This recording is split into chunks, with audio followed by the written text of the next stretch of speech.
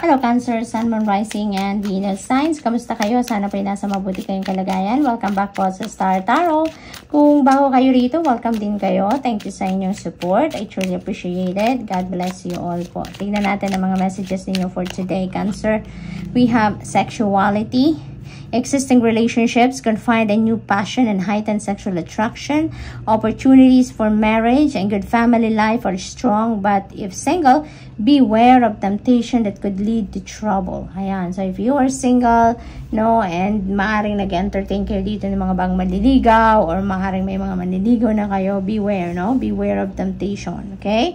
A child will also bring great joy. So, maaring ang iba sa inyo dito is maybe giving birth, no, to a new baby. Maaring you're welcoming a new baby sa pamilya.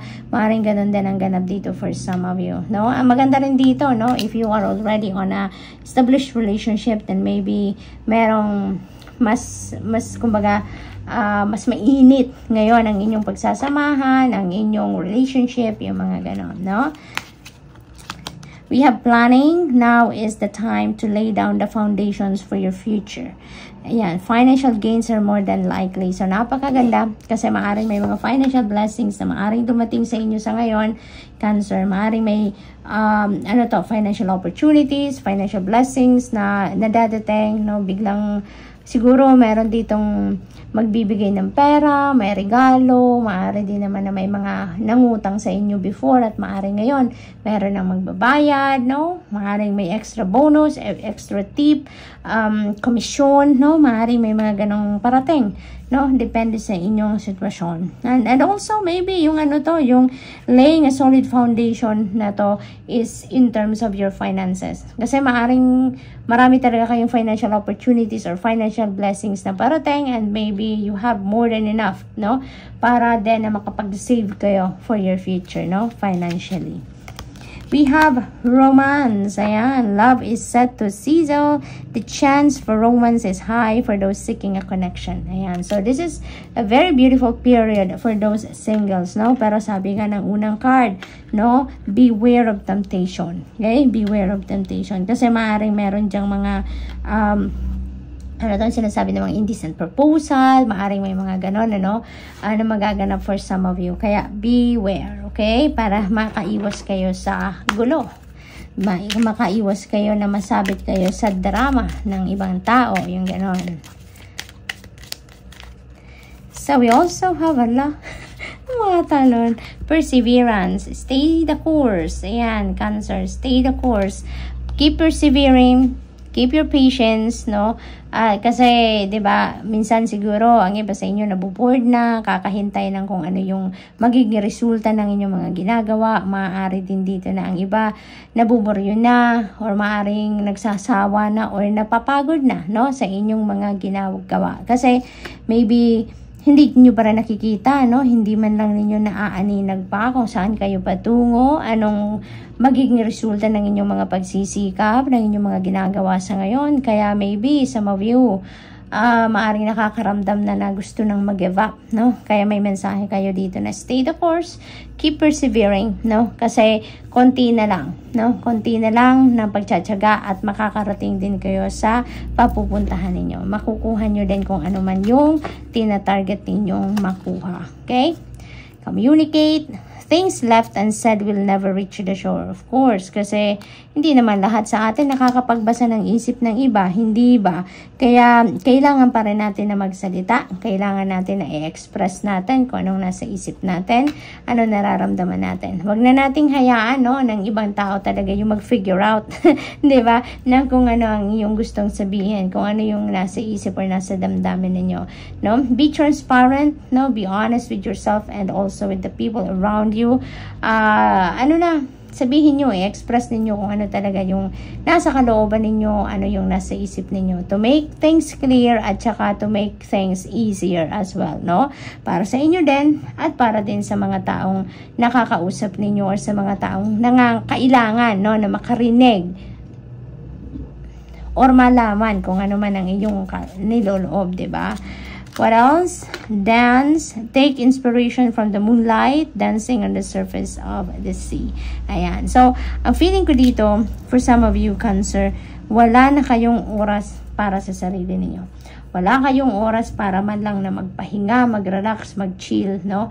Mag-unwind. Kaya parang inaanyayahan kayo dito na, teka lang naman, no? Cancer, pahinga ka muna, okay? Mag-unwind ka muna. Kung sumasayaw ka, sumayaw ka. Kung kumanta ka, mag-video okay ka, yung mga ganon. Enjoy, have fun, embrace your inner child dahil kailangan din natin yan, no? Di ba nga, may kasabihan na all work and no play makes Jack a dull boy. Diba? Kaya kailangan din natin ng balance. And feels like yan ang kailangan ninyo sa ngayon, no? Mas magiging productive kayo, mas magiging magandang mga decision making ninyo, mga disposition ninyo in life if you are in balance, no? Kaya kailangan din ninyong bigyan ninyo ng pagkakataon ng sarili ninyo na makapag-unwind, makapag-chill, makapag-relax, okay? So Cancer, that's all I have for you for today. Thank you for watching. Love and light. Namaste. Hello Scorpio, Sun, Moon, Rising, and Venus signs. Kamusta kayo? Sana po nasa mabuti kayong kalagayan. Welcome back po sa Star Tarot. Kung bago kayo rito, welcome din kayo. Thank you sa inyong support. I truly appreciate it. God bless you all. Ang mensahe ni Scorpio ay determination. Don't be afraid of the rising tide. It will soon recede. Ayan. So, kahit yung mga ginagawa natin, diba? Wala namang perfect journey in life, diba?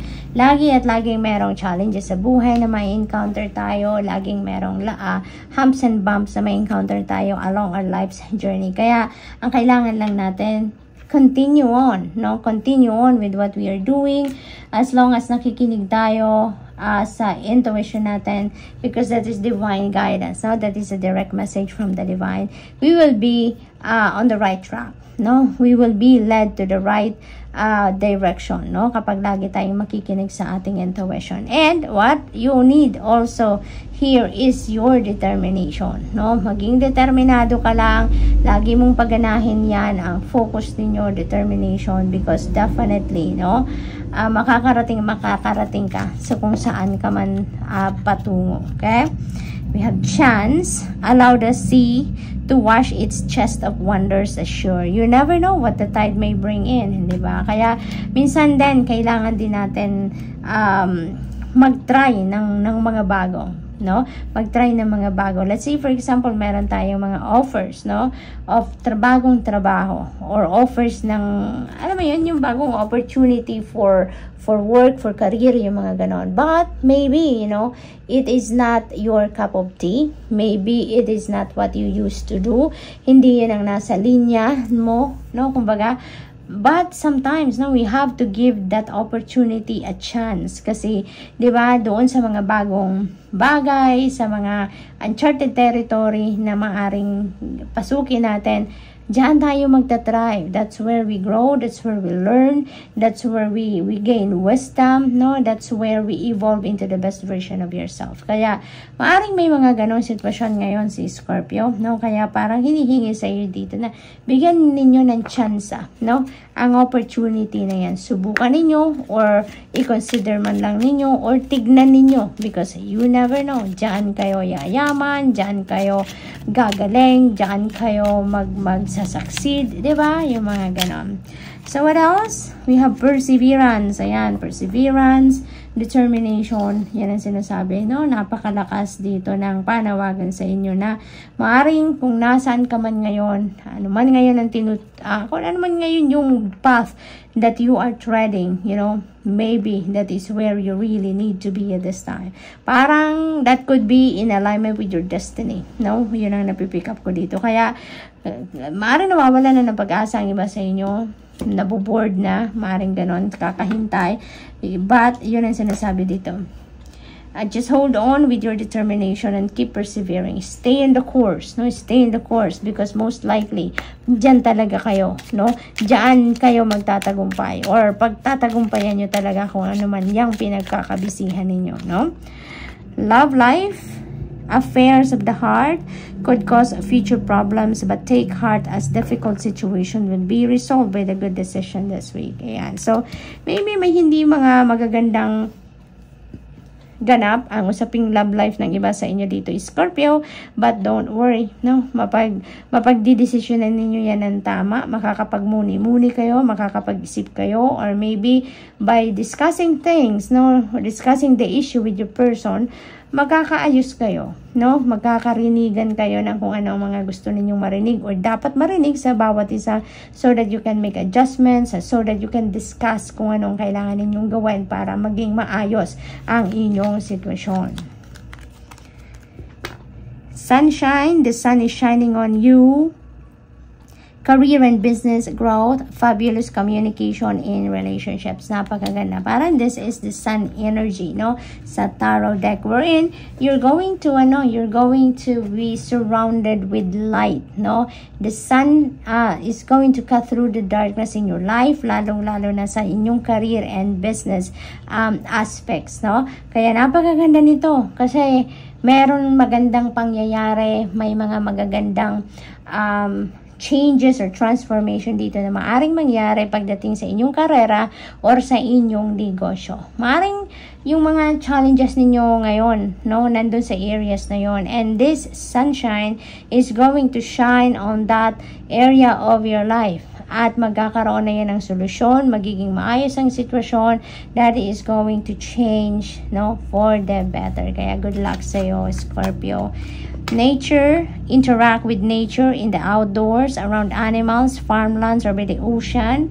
This will be good for soul and healing for you. Ayan. So, napakaganda. Maaring ang iba sa inyo dito, Scorpio, matagal na kayong hindi man lang nakakapag-spend ng time with nature. Maaring matagal na kayong hindi man lang nakakapag-walking sa labas. Maaring hindi man lang kayo nakakapasyal by the beach, or hindi man lang kayo nakakapunta ng park, no, for so long. Maaring ganon, no? Kaya this is an invitation for you, no? Muli, no, makipag-connect kayo sa nature spirits. I-enjoy ninyo ang nature sa paligid ninyo, yung mga ganon. Because that is very healthy, no? Malaking naitutulong ng nature spirit sa atin. Pagpapagaling sa ating pakiramdam, pag-iisip, yung mga ganon. So, Scorpio, that's all I have for you for today. Thank you for watching. Love and light. Namaste. Hello, Pisces, Sun, Moon, Rising, and Venus signs. Kamusta kayo? Sana po yung nasa mabuti kayong kalagayan. Welcome back po sa Star Tarot. Kung bago kayo rito, welcome din kayo. Thank you sa inyong support. I truly appreciate it. God bless you all. Pauna mensahe ni Pisces, I travel. Seeing the surface of the ocean is not the same as diving deep to see the coral. That's true. Napaka-cute naman na mensaheng ito. So, Pisces, most likely, ang karamihan, no, sa inyo dito is going to embark on a travel for different reasons. No? Depende sa inyong sitwasyon. Maaring ang travel na yan is pasyal. Maaring over water, maaring by air, by land, no, road trip, maaring ganon. Depende sa inyong sitwasyon, but definitely most of you, no, sa collective ay merong pagbabiyaheng pupuntahan or ganap sa buhay, no? Opportunity, you will prove yourself and discover if you brave the rough seas. That's true. Yan. So, napakaganda rin ito. Maaring yung opportunity na to is opportunity to travel. Maaring matagal na kayong may travel plans, pero siguro for some reason talagang hindi nangyayari or hindi kayo nakakaalis, 'di ba? Maaring maraming rason hindi kayo pinapayagan mag-leave, or maaring hindi magtama ang mga schedule ninyo with the family or kung sino man makakasama ninyo, no? Maaring mga ganon. Kaya maybe, no, yung opportunity na ito ngayon is an opportunity for you to travel at maaring matutuloy na ang inyong planong pagta-travel dito, no? So, napakaganda lang. It could also be, opportunity na maaring bagong trabaho, bagong career, maaring bagong negosyo, mga ganong ganap, or maybe an opportunity to enter a new relationship, no? Maaring ganon din. We have guidance, find safety in your beacon's light. Ayan, so, ang napipick up ko dito, you are divinely guided. No, you are so blessed, you are divinely guided. Ano man ang nangyayari sa buhay ninyo, ang Panginoon, ang inyong mga angels and your spirit guides, laging nandyan sa inyong tabi. Para sa inyo, para gabayan ka, para tulungan ka, no? So, ang mahalaga din dito na gagawin ninyo, Pisces, ay pakinggan ninyo kung ano man ang mga intuitive messages na pinapadala sa inyo ng Divine Universe, no? Because that is direct message, no? Galing sa divine yung mga intuitive messages na yan. And maybe you are also asking for help. Maybe nagdadasal din talaga kayo for guidance, nagdadasal kayo for enlightenment, for clarity, yung ganon. Or maybe humihingi kayo ng confirmation or green light, no, para sa inyong mga plano. So maaring ito sinasabi sa inyo na you are guided. Binibigyan ka na, pinapadalhan ka na ng gabay. So, it's all up to you ngayon para i-claim nyo yan, no? Na mga guidance na yan. Care required. Guard yourself against deception. Mag-ingat kayo, no? This is a warning for you, Pisces. Mag-ingat kayo sa mga mambubudol, sa mga manloloko, sa mga sinungaling sa paligid ninyo, okay? Because maaring may mga low vibration people around you. You never know ngayon kung sino ngayon na mapagkakatiwalaan ninyo. Kaya be careful, beware of kung ano man yung mga impormasyon na sinishare ninyo sa ibang tao, no? And be careful of making foolish mistakes at this time. So, mag-iingat din kayo sa sarili ninyo. Pag-ingatan din ninyo yung mga maikikwento ninyo, kung sino mga kausap ninyo. Beware of what are the things that you're sharing with them. Yung mga ginagawa ninyo, make sure na before you do anything, pag-isipan ninyong mabuti. Or, you know, use your own judgment and discernment on this situation. And always listen to your intuition. Dahil hindi kayo magkakamali dyan, no? Talagang dadalhin kayo niyan sa tamang direksyon. Gagabayan kayo kung ano ang nararapat ninyong gawin. Okay? We have manifestations. A bountiful time awaits you. Napakaganda. Your wishes could manifest right before your eyes. Ayan. So, i-align nyo na ang inyong sarili, ang inyong thoughts, ang inyong feelings, emotions with this energy. Kasi merong mga wishes kayo dito na maaaring mag-manifest right before your eyes. So, napakaganda nito. This is a beautiful surprise na ibibigay sa inyo ng Divine Universe ngayon, no? A bountiful time awaits you. Kaya maaaring yung mga wishes na to could be linked doon sa mga pangarap ninyo na magkaroon siguro kayo ng financial abundance, prosperity, financial gain, financial opportunities, no? Mga along those lines. Another card of opportunity. Look at that. We have opportunities. Dito naman, opportunity. An important offer will be made. Be prepared and dressed to impress. So, most likely, job offer ito or career opportunity or business opportunity na parating sa inyo, Pisces. So, talaga naman, pagkakaperahan ito. This could be a new money path na parating sa inyo. So, good luck. That's all I have for you for today. Thank you for watching. Love and light. Namaste.